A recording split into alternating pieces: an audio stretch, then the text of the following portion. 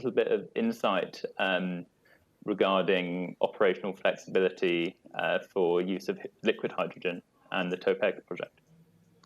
Yes, the Topeka Notruten is a new buildings and for liquid hydrogen, but we are going to be in a very challenging service for the oil and gas companies on the west coast of Norway. So we intend to have 100% diesel backup to ensure that we are able to maintain the service regardless the availability of fuel, hydrogen fuel. Yeah, I think that's a serious. When we speak to ship owners, that having redundancy is a key aspect, and particularly in this phase, whilst a lot of the technology is still new. On to you, Karl Arthur, and the same question. How has Amon Maritime ensured flexibility, or will be ensuring flexibility when it comes to ammonia? Well, I think this is one of the backgrounds why we have created the Azane company, right? The ammonia fuel bunkering network project was established just to tackle this fuel flexibility and availability of zero-emission fuel.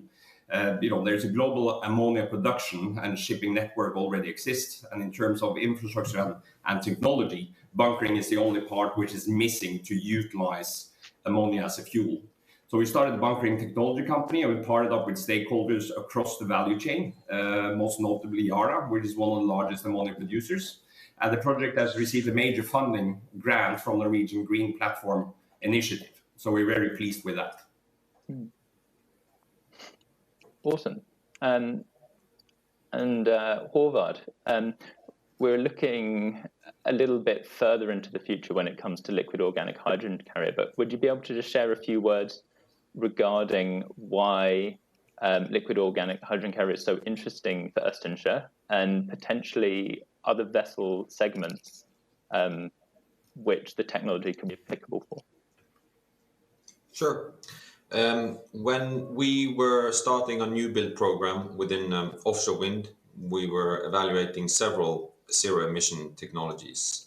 And in that process, we found LOHC to be especially suitable for us. LOHC is an energy carrier in which hydrogen is stored in an organic oil, in this case, bensyltoluen,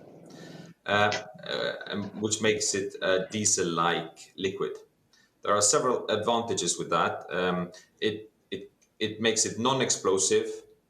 It's hardly flammable. It's not more toxic than diesel, and it can be stored in ambient conditions.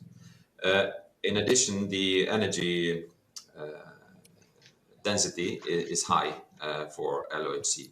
So that makes it several advantages of using that on board a vessel.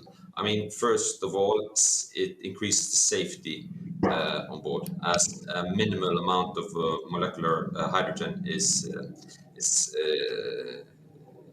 on board at any time. Also, of course, you have low-cost onboard storage, as you can use existing diesel tanks also at ambient conditions. And this also makes then you can also use existing distribution infrastructure to transport LOHC and to store it, which we consider a huge advantage. When it comes to bunkering, of course, then you can use same bunkering process as we use today, which will be fast and familiar, and we don't have to stop operations on the vessel during bunkering. And of course, it's a lot easier to bunker and store LOHC in populated areas in which we often do our bunkering. The high energy density makes it possible for us to do a 4-week operation with the bunker on board. So it's a lot about the flexibility of using the existing bunkering infrastructure and the safety, because it's not a flammable liquid, makes it a very attractive solution. On to, I see we're quickly, minutes are going by. So on to the second topic, which is the cost difference between fossil and zero-emission fuels. I would like to direct the first question to Karl Arthur. Was the cost of ammonia compared to other zero-emission fuels a key factor in the choice of the fuel? Or if it isn't, what were the other hydrogen carriers that made you eliminate them? Well, I think we have some call it overall principles for choosing ammonia. We believe that the long-term solution for a new maritime fuel should be carbon-free and not carbon neutral. Then you have all the other benefiting factors like energy density. Even though it's toxic, it's an easier substance to handle temperature and pressure-wise, with the exception of probably LOHC. So there's a lot of factors that has gone in. We also like the fact that ammonia is a global commodity which is traded on a global scale, i.e. it's easy to move. So with regards to pricing, you could easily produce it where you have the cheapest form of energy and transport it to, for instance, Europe. So you can have large-scale production in be it Oman or Australia, and then trade it to Europe to offset maybe higher production prices here in Europe. And already using that existing worldwide ammonia some handling network and distribution network, that means that kind of global production is a lot easier to. There's a global infrastructure and logistical chain already in place, so that doesn't need to be built. So we can utilize what's already there. Ammonia is not utilized for fuel today, but the logistic and transport of it, and the, as you say, it's more than 130 ports around the world that have this infrastructure. So I think that's a great starting point to enter into this third paradigm shift in shipping. Absolutely. I'd wonder, Steinar, if you could give some insight regarding the cost of liquid hydrogen, and kind of join this debate from with liquid hydrogen. Yes, the cost of liquid hydrogen is, we believe that there's a volume game. We believe that when production of liquid hydrogen is scaled up, and especially paired with blue hydrogen, we believe that liquid hydrogen will be less expensive and more competitive compared to other hydrogen variants. But of course, it's a question about scaling up. We do believe so. Currently, we are working very closely with Aurora, the project developed by Equinor and BKK and Air Liquide at Mongstad, where they are developing a small-scale liquefaction plant. But hopefully, that will be the first step in making larger production sites. Absolutely, and as you say, it's about scaling up, and that will lead to a reduced cost. Håvard, I know that it's still a very early development phase, but do you know of any comparison or of any projects undergoing where you're able to compare for example, the fuel cost of using LOHC compared to these other zero-emission fuels? I think it's important to understand that LOHC is not a fuel; it's a carrier of hydrogen. So, of course, price of LOHC will very much depend on the price of hydrogen. But of course, we believe it's a cost advantage when you can use existing distribution and storage infrastructure, both the onshore and offshore. Thank you so much. Now moving on to the last question, or last topic, which is the opportunities for rebuilding vessels to low or zero emission. I wonder, Karl Arthur, utilizing, because the Viridis bulk carriers will use internal combustion engines compared to fuel cells, if there's any opportunity for ship owners to replace their existing combustion engine with ammonia? Well, I think to be a little bit blunt and frank, I think we see limited conversion market, especially for the smaller ships, and believe generally new building is the way to go. A fair simplification would be to say that the larger the vessel, the easier the conversion, but it will be challenging for all vessels. If you're going to utilize ammonia, the fact that you need to carry 3 times the volume compared to MGO to maintain the same operational range is a major item. So this potentially will lead into the cargo space, hence the vessel will not be the preferred vessel. And the fact that ammonia is both toxic and corrosive will have a major impact on the conversion feasibility and cost.